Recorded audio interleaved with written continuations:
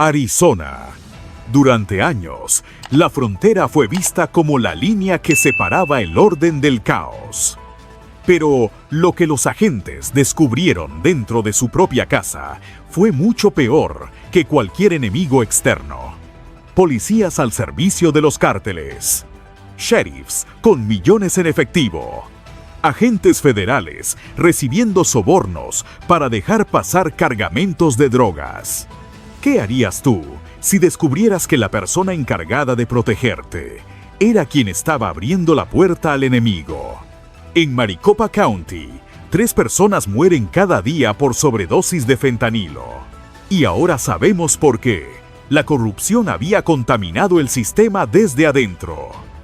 Esta es la historia de la placa y el soborno. El caso del sheriff Marcos López expuso una de las traiciones más graves que puede existir dentro del sistema de justicia: la corrupción que nace desde el corazón de la autoridad. Todo comenzó con lo que parecía una simple investigación de rutina: depósitos de dinero en efectivo vinculados a locales de apuestas sin licencia. Pero conforme los agentes federales profundizaban, los números no cuadraban. Lo que parecía un pequeño negocio ilegal se convirtió en una red perfectamente estructurada de lavado de dinero, protegida y coordinada desde las propias oficinas del sheriff. López no era un funcionario despistado, era el arquitecto de un sistema que utilizaba el poder del uniforme para blindar sus operaciones criminales. Su ascenso había sido rápido. De un simple ayudante con ambiciones políticas, pasó a ser una figura pública admirada por su aparente compromiso con la comunidad. Asistía a eventos, se tomaba fotos con vecinos y participaba en campañas de caridad. Pero tras ese rostro amable, se ocultaba un hombre que veía en la ley una herramienta de poder, no un principio de justicia. Desde su llegada al cargo, comenzó a otorgar permisos especiales, desviar investigaciones y manipular reportes para favorecer a sus socios, entre ellos un operador de casinos clandestinos y una empresaria extranjera encargada de importar las máquinas de juego. El dinero corría como un río subterráneo. Los pagos no dejaban rastro bancario. Eran entregas físicas, siempre en efectivo, siempre fuera de cámaras. Las bolsas de gimnasio, los sobres Manila y los maletines eran símbolos silenciosos de una lealtad comprada. Cada entrega representaba un pacto tácito entre el poder y la impunidad. Los agentes federales, al revisar los registros, descubrieron algo aún más inquietante. Los mismos policías que debían combatir el crimen estaban escoltando los cargamentos de dinero hacia los puntos de reunión. Era una red tan bien tejida que durante años funcionó sin levantar sospechas. Cuando las pruebas finalmente salieron a la luz, la caída de López fue tan espectacular como su ascenso. Los mensajes encontrados en su teléfono mostraban celebraciones tras los allanamientos de casinos rivales y conversaciones donde discutía cuánto dinero recibiría por proteger ciertos negocios.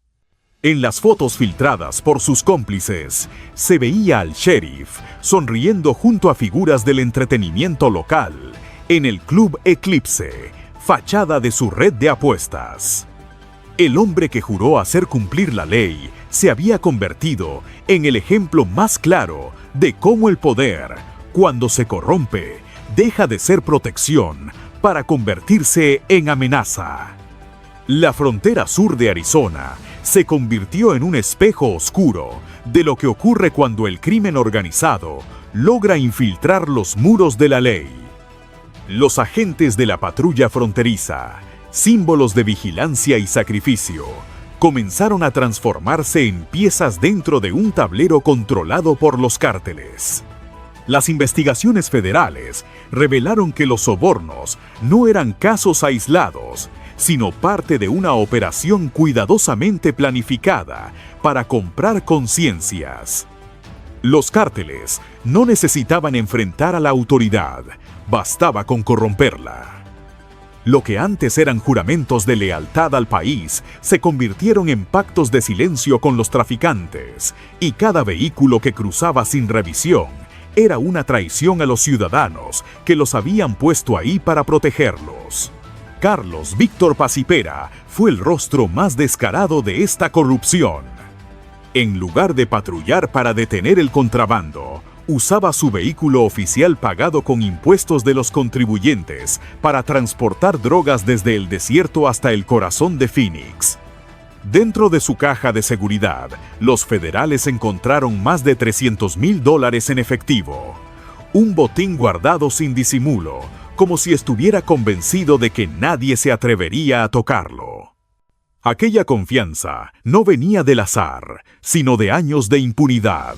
Los cárteles sabían exactamente a quiénes comprar: agentes con problemas económicos, deudas familiares o ambiciones frustradas.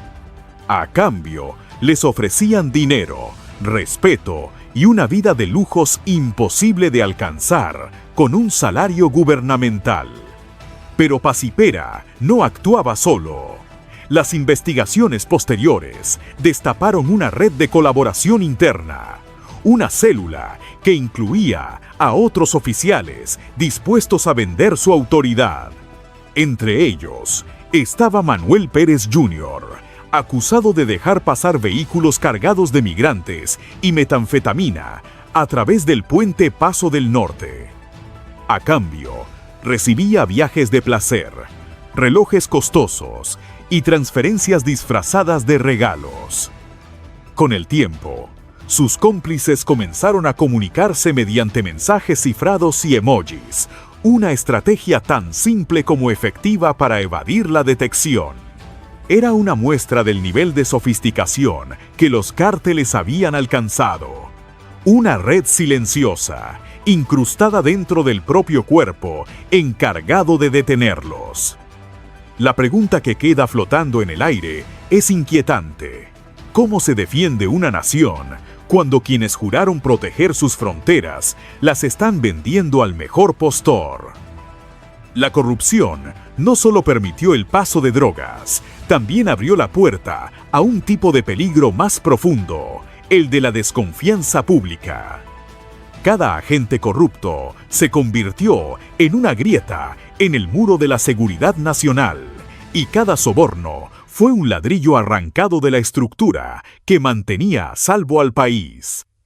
Porque cuando la ley se vende, el crimen no necesita esconderse.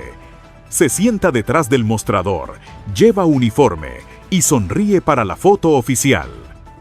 La investigación terminó revelando una verdad inquietante.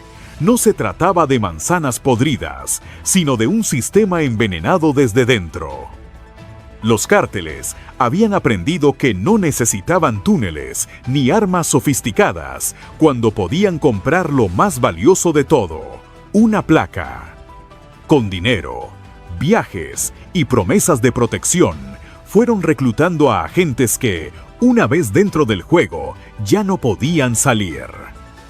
Lo que empezó con un simple favor se transformó en una cadena de sobornos, silencios y traiciones que se extendió por todo el suroeste de Estados Unidos. En varias casas se encontraron relojes de lujo, montones de efectivo escondidos en paredes falsas y hasta caballos de carrera registrados a nombre de familiares, símbolos de una riqueza tan ilícita como efímera. El efecto dominó fue devastador. Cada agente corrompido arrastraba a otros y la confianza pública se desplomaba con cada nuevo arresto. Las familias de los involucrados también fueron seducidas por el dinero fácil, participando directa o indirectamente en el lavado de ganancias o la ocultación de pruebas. Al final, los cárteles no solo compraron individuos, sino instituciones enteras. Y la pregunta que quedó flotando entre los investigadores fue tan dura como inevitable. ¿Cómo reconstruir la ley cuando quienes juraron protegerla la vendieron al mejor postor? Detrás de esta corrupción había un nombre conocido, el Chapo Guzmán, y su legado. Aunque hoy cumple cadena perpetua, su sombra sigue viva en los Chapitos y en su socio, el Mayo Zambada. Ellos convirtieron a Arizona en el corredor más importante para el fentanilo, que mata a miles de estadounidenses cada año. El desierto se transformó en una autopista del veneno. Montañas repletas de scouts vigilando con radios y paneles solares. Camiones con compartimientos ocultos, diseñados por ingenieros. Y comunidades enteras, infiltradas con dinero sucio.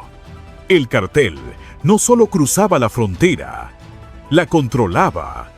Y si el verdadero poder del crimen no está en las armas, sino en su capacidad para comprar conciencias. En 2025, el gobierno federal decidió contraatacar. La operación Double Down movilizó a la DEA, el FBI, Homeland Security y la policía de Phoenix en una ofensiva sin precedentes. Durante 7 meses, vigilaron, infiltraron y esperaron el momento justo. El resultado: más de 1.7 millones de píldoras de fentanilo, 26 kilos de polvo, 370 libras de metanfetamina y decenas de armas y vehículos incautados. Cada pastilla incautada era una vida salvada. Cada arresto, una historia que no terminaría en tragedia. Pero la pregunta sigue abierta: ¿cuántas más pasan cada día sin ser detectadas? Hoy, Arizona sigue siendo el epicentro de la guerra contra el fentanilo. Pero también es el campo de batalla, donde la integridad de la ley se pone a prueba. Las nuevas tecnologías, auditorías internas y programas de integridad están funcionando. Pero el enemigo sigue infiltrado, buscando grietas en el sistema. La lucha no ha terminado. Y lo más peligroso no es la droga, es la traición que la permite. ¿Crees que la corrupción en la frontera algún día se detendrá? Déjame tu opinión en los comentarios. Y recuerda, si quieres conocer los secretos detrás de las operaciones del ICE, la DEA y el FBI, suscríbete, deja tu like y activa la campanita. Porque mientras más personas sepan la verdad, más cerca estaremos de limpiar las sombras que cruzan la frontera.